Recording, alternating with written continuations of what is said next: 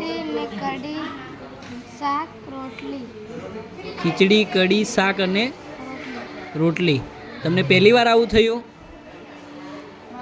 બધી જ વિદ્યાર્થીઓને આવો પ્રોબ્લેમ છે? શું થયું પહેલાં તને? વોમિટ થવા લાગી. જમ્યા પછી આવું થયું? છઠ્ઠા ધોરણમાં હેરાન થવાય છે? કશું ના થાય, કશું ના થાય. દવા કરશે. હા ને, તને હમણાં દવા કરશે. દવા કર પ્રમાણે હતી કે રાત્રિના 9 થી 10 વાગ્યાની આસપાસ મોડલ સ્કૂલ GLRS મંડળ, જે લીમખેડા સ્થિત મોડલ સ્કૂલના કેમ્પસમાં હાલ ચાલી રહી છે, ત્યાંથી છોકરીઓ આવી હતી. તેમની કમ્પ્લેન મુખ્ય હતી ઉલટી, ઉબકા તથા પેટમાં દુખાવો.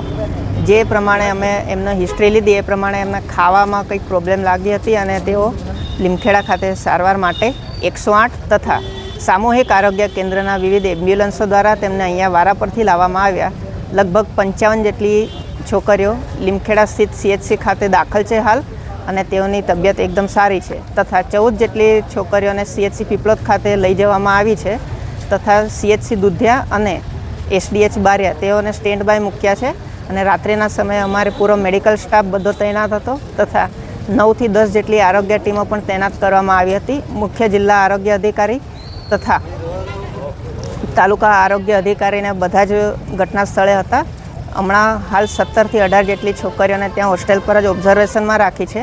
55 જેટલી છોકરીઓ CHC લીમખેડા ખાતે દાખલ છે, તથા 14 જેટલી CHC પીપલોદ ખાતે દાખલ છે.